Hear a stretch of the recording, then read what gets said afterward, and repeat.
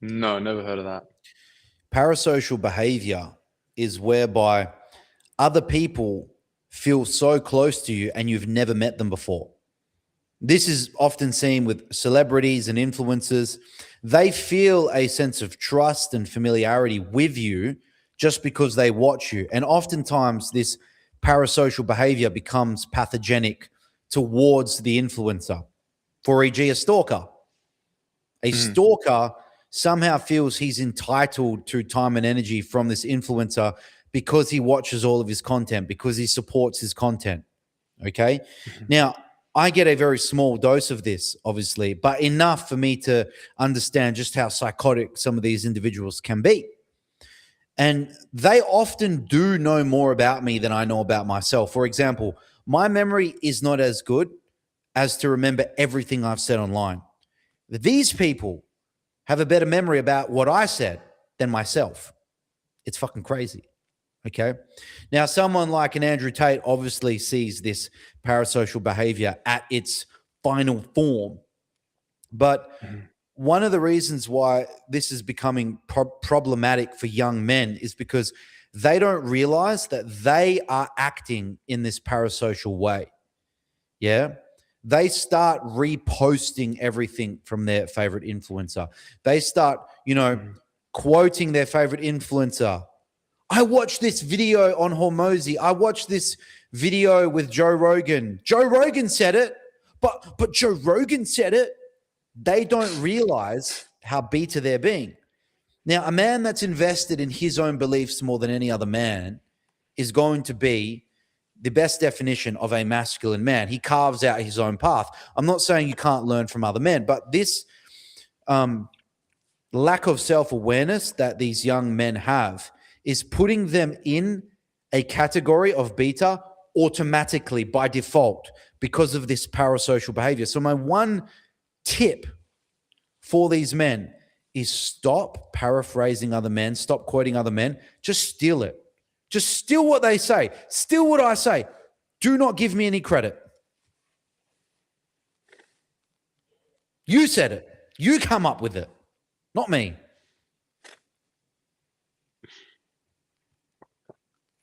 So stop. So it's like everyone says. I've done so many podcasts where people say it's like Andrew Tate said. Yeah, don't do that. What you want to do is don't discredit anyone, but don't credit anyone. Because if you tarnish someone, people are going to think you're either jealous or envious of that person you are attempting to tarnish. Don't give them any attention, but also don't credit people. Don't compliment people, at least not to the point where it seems like parasocial behavior, because that is also going to lower your status. And you notice if you study these people that you look up to, and by all means, look up to people inside, but don't externally confess that you look up to these other male figures. All men are learning from other men, past and present. But don't reveal that you are. Take all of the credit. If there is anything I have ever said, my best advice to you is to steal it. Even steal it word for word. You know what? Steal it word for word. Throw it into ChatGPT and say this better than Daniel Pekic said it. Then spit it out on the internet. Take all the credit. Wow, that's game. That's game.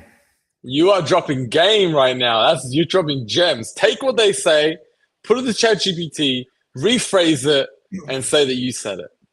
Because your favorite influencers do exactly that. Wow. And if you know anything about your Machiavellis, your Nietzsches, your Youngs, your Dostoevskys, your Stoics, Jesus Christ, Prophet Muhammad, you will notice that your favorite influencers have studied all of them or most of them, and they are repackaging their teachings in modern form. But you don't know it because you haven't read these great philosophers from 500 to 2,000 years ago. You think they've come up with this philosophy. But no, all they did was repackage someone else's words, and took all the credit. Genius. Because all this stuff has already been said. It's already been done, but you haven't heard it, right? So you've got a new audience that hasn't heard it. Man, I get it all the time. I get inbox. Game. I got 5 inboxes today. Yeah. Man, that's so great. I didn't think of it that way. Either did I. I read it and repackaged it. Wow. Neither did I. Game. You think the Clippers could find a clip for that? Or maybe. Clip or two? Yeah, maybe 1 or 2. Yeah, leave that with them. That's what I wanted to get out today for clips. That was specifically what I wanted. Because it was on my mind. Yeah. Game. All right, everybody. Anything else, Daniel, you want to get off your chest? I think I had one more thing. I mean, we got more questions. What are those questions? Okay, you ready for this one? Okay, go. How do you recommend dealing with a socialist father and old friends as someone who's gone from public school to multimillionaire? Have you had people who've left? Have you had people who felt like money changed you? I hope the Clippers are ready to clip this one up.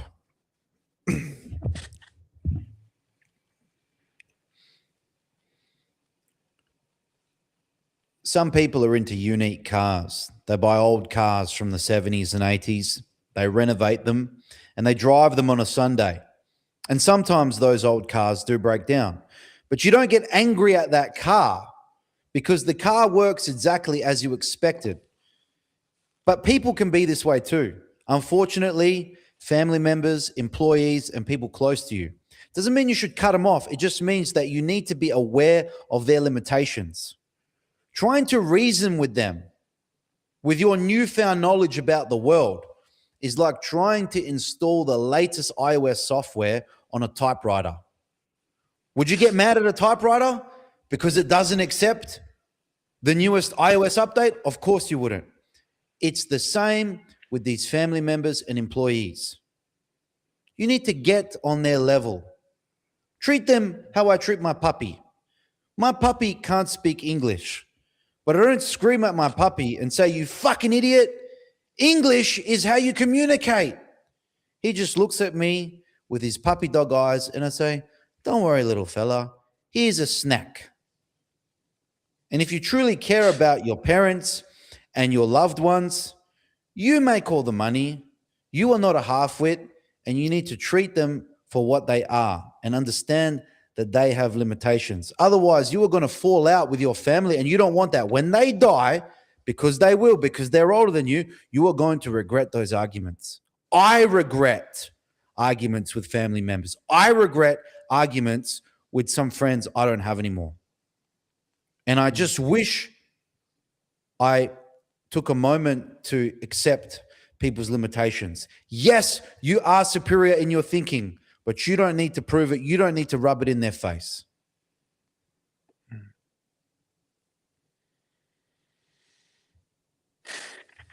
How do you not rub it in their face?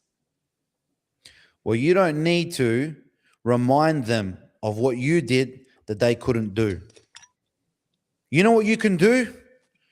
You can act the opposite.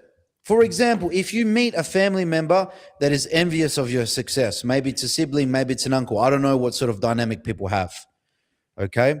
You can say something like this: "This car that I have, it's a waste of money. I wish I did what you did, man. This is a waste. This is not the meaning of life. The kids we have is the meaning of life. Get to their level. You have kids, they have kids. Even though you love your car and your kids, and you can appreciate the material, the family, and all of it, and you don't have to be this one-sided coper, get to their level. Don't bring things up that is going to remind them of their failures." Because then that would just cause resentment. Just causes resentment. You know, I have an enormous ego. It's part of why I've been able to obtain the success I have, because I'm so driven. You call me a chicken, and we are going to spar until you knock me out. I don't care who you are. Call me a chicken in front of everyone. We're going. They call me a chicken. That's ego. Okay. Now, you can't be a perfect human, but do your best to remember the difference between a stranger and your blood and people that you love.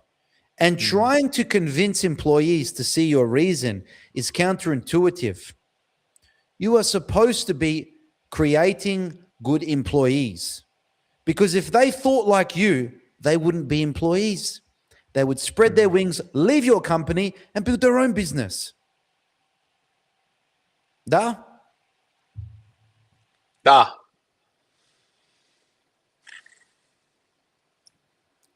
I mean, it's very good advice, because sometimes see, it's hard because your life becomes so different from your friends and your peers and your dad and everything. And I remember when I did a podcast with Michael Jackson's bodyguard, I said to him, what do you regret? And he said, I just lost touch with my friends and family. And then by the time I connected back with them, I was just at such a different place in my life that it's hard just to talk about my life and not sound braggy. Yeah. And he goes, some family members will get it. Yeah, I just couldn't connect with my father anymore. Couldn't connect with my mother anymore. I'm very lucky to not have that type of father, but I've seen the dynamic between a successful son and a loser father. And you know what? As a father myself, it pains me to think that there are men acting envious of their own fucking son. My tata is super proud of me. He might not have the words in the English language because his first language is Croatian to be able to describe how he feels, but he's proud of me. And he's forever trying to diffuse a situation if he sees my ego coming out. He gives me the stage. He's my father. He's so proud. But I have seen fathers treat their sons like less. It's proper cooked. If there's anything that I despise in a man, like the most out of anything, it's how he treats his son in an inferior way and isn't proud of his son. That to me is the worst man you could be. There are men that fuck over people. They go to war. They do horrible things. They've got blood on their hands like Trump does. But you don't look at them as despicable humans. You look at them as powerful, brutal, ruthless. But look how he gives his sons opportunity. Look how he looks out for Team Trump. Everything is Trump. Trump Tower, Trump this, Trump. If you were Trump's son, are you proud of your dad? Fuck yeah, you are. This is my dad. And he's proud of his sons too. So despite the whole world or half the world against Trump, imagine that family. That's a powerful family. Like no weak cunt family is going to say, oh yeah, the fucking Trumps. Like you're a nothing. You're a nothing. This is a powerful bloodline. Look, naturally, anybody in the president role has blood on their hands. You can't do anything. Sometimes you got to have blood on your hands to prevent more bloodshed. You do. You absolutely do. I'll tie that into, I see a question here. It must be Dan's Balkan blood that he still ties his ego to masculinity fighting. Bro, you have to understand the nuance. If my coaches who I look up to call me a chicken, we're fighting because it is from them that I do want to receive the respect because I look up to them. If a fucking nobody calls me a chicken, which happens on a daily basis, I ignore them. I don't register their existence. It hurts people so much that I just ignore them. I don't reply to comments on my Instagram. I just ignore them. They can't handle it. They'll go into my inbox. They'll keep commenting. I just ignore them.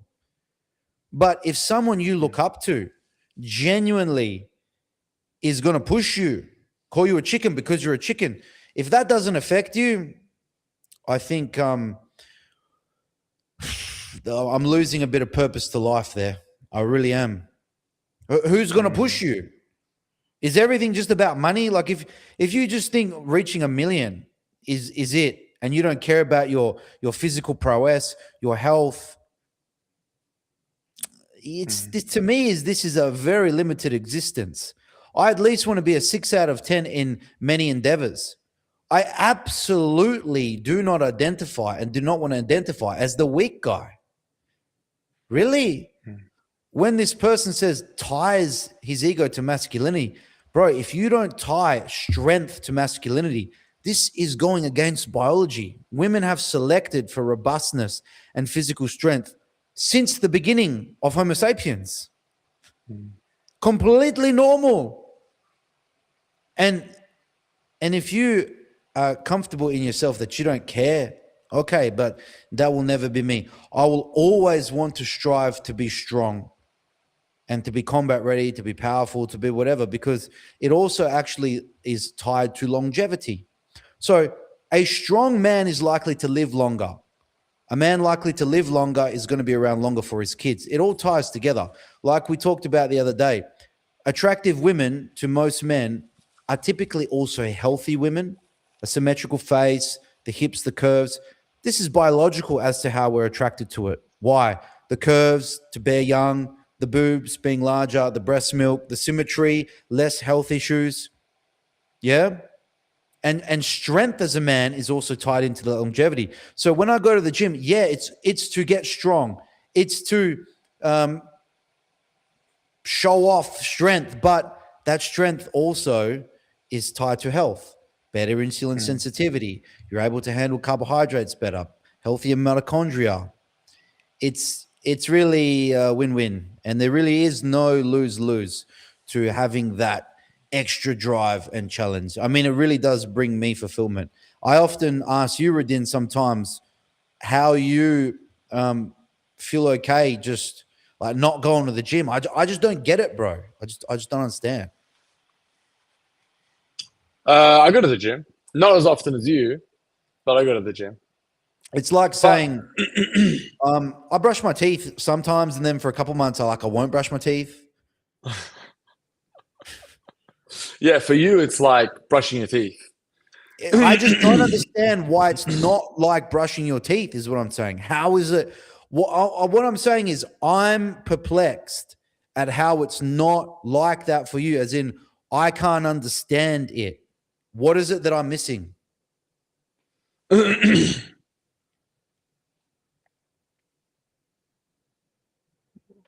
be honest with you, like for me, it's just busyness. Just busyness. Like if I start my day and I'm just back to back meetings, but by the end of the day, I'm just knackered. I'm knackered and I'm like, I can't do this anymore. I just want to go home and chill. So I need to get it done in the morning. And if I don't have any meetings in the morning, I hit it in the morning. But it's not a priority where it's like, I got to do this. For me, priority is more, I got to do this meeting. I got to make sure that file is okay. I got to make sure that client's okay, and we'll do that. Cool. And then let's go to the gym.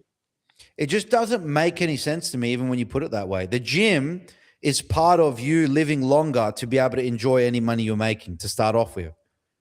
Yeah. I never understand guys who have millions and they're in their 40s and 50s and they're ticking time bombs. And I literally look at their blood work and I think, bro, you have spent decades making the money and you're about to die. Yeah. Well, the thing is, for me, it's prioritizing. I'll go through prioritizing the next 3 months on this. We just opened up an office. 30 minutes a day, bro. What are you talking about? Your shower could last longer than that. 30 minutes intense a day, 7 days a week would literally be enough. I can't understand. I just can't. I'm sorry. 30 minutes. No, you're right. You're right. I need to start putting my gym shoes in the bike in Bali. Because I prioritize this office. I'm like, fuck, okay, we've got a lease now. We've got this staff. We've got that. We've got to build this. So that's my priority. I've got to fix this staff, fix this office, and get it sorted. And then I can step back. So probably just laziness, bro. I'll prioritize work and business, and I'll be lazy with the gym. But I will go I will go. I probably go to the gym I've told you this before. I go 3 times a week. I go 3 times a week to reload. That is enough, but there are periods in your life, because I know you, where you don't go, like you stop going. I'm in Dubai right now. I've got a home gym. You've seen my home gym. That's fine. I just pump there for 30 minutes before a shower It's enough. because I don't have a gym membership here or anything because I'm only here for a week. But you're right. You're right. That's something that I drop in my life, and I need to make it a more of a priority. But here's what I don't three, understand. This is what I'm struggling. What is it that you really like doing in a day that you just do for fun that has nothing to do with money or anything? What is it that you like doing? don't have that. Because for me, not to go to the gym would be painful. I like the gym because I thought that all men, as a means of their biological makeup, would want to move the body. Like, I don't understand how people can watch sport and be like, yeah, but I don't want to do it myself. I don't understand. Like, No, you're a freak. You love it. I don't consider it freaky. I don't understand how men all of a sudden stopped wanting to move. It was as if in each generation, every man would do something, like he was a farmer or a fucking soldier, or he did shit. Even the kings would learn how to fight. And there were a lot of king's sons or emperor's sons that could have done nothing, but they wanted to fight because it was just interesting. It was interesting. Yeah, well, I mean, back then it was gladiators and that. Yeah, that's what they do. Anyway, I don't know. I'm probably going to go train right after this. I went for a run yesterday. If you can just give me 30 minutes a day, it's plenty, but every day. The air quality is terrible. I went for a run yesterday and so bad. I started getting sleepy. I couldn't breathe. I started getting sleepy. You'll get lightheaded. Yeah. Went for a run and I was like, I can't. Dubai has psyoped that so well. It's like they've done it. This narrative is just not, it's like there's only Daniel Pekic and then everyone else in Dubai is like, just air. Yeah. Well, no one thinks about it. Yeah, I know. It's like, I don't understand. That's another thing I don't understand. I don't understand how people don't think that breathing fresh air is a prerequisite to life and enjoying life. I don't understand. As in, even if you knew nothing about the science behind AQI, how do you not go out in Dubai and not feel it and smell it? And I don't understand, bro, what people don't get about what I say. Am I actually crazy? No, I mean, bro, you've always been on top of it. You've always been like your happy place is boxing. Even then, I'm not healthy. I'm not a good boxer. I'm not even in the top 5-10%. I consider myself just flatline norm. Yeah. Bro, from beginning of time, since we were 18, you loved the gym. Yeah, but you loved it. It's like saying you're a man, you fucking like money and like fucking do bears shit in the woods. You love the gym? Is the sky But see, blue? I've always loved chasing the ball. I've always loved chasing the basketball. You can't chase a basketball without weights, though. That's the thing, because the weights are helping you with the strength, with the mobility to be able to chase the ball. Yeah, well, luckily I've been able to do that. Luckily I've got the You've been strength. young. You've just had youth on your side. That's it. Yeah, I've had youth on my side. And now you're I not can still youthful, do it. You know? Yeah, I know. You're on the transition. We are peaking and it's about to drop off a cliff. Yeah, Quickly. I know. Fuck. Bro, you should see the line. It's like you're a toddler, nothing, and then from about 13, you just skyrocket until 25. Some people peak at 30, and then you flatline, and then after anywhere between 35 to 40, it just goes boom. Wow. Need to get on the peptides, bruh. Let's actually do a stream. When we do a stream tomorrow, let's talk about that. Let's pull up charts. Let's pull up charts and have a look at when the deteriorating is for an average man. Yeah, and we can talk about how much peptides and these drugs don't help if people don't follow fundamentals. Done. Let's leave that for tomorrow. I lowered my testosterone dose, by the way. Why? I couldn't be fucked having the extra injection lately, and I don't feel any different. Perfect. So instead of 3 a week, you do 2 a week. It's 135 milligrams a week of test. So what? You've increased the dosage of the other 2 needles? No, I'll just skip a day, so it reduces the total net milligrams per week. So what did you go from? Instead of like Monday, Wednesday, Friday, it'll be like Monday, Wednesday, Saturday. And then I skip another day after. It's like I skip an extra day. Got it. And no effect. No effect. Sweet. It's still plenty. 100 to 150. Yeah. Sweet. All right, everybody. Tomorrow we're going to talk about health. Now, if you have questions, don't forget you got to get into our Patreon, ask the questions there, and I'll answer it here. All the questions that we answered today, Daniel, were Patreon members. Excellent. And I want to download this stuff to make these clips myself as well. I'm going to start. So from today, I think it was this one I'm going to download. Okay. Send me the link to download. Okay. All right. Done. All right, everybody. See you tomorrow.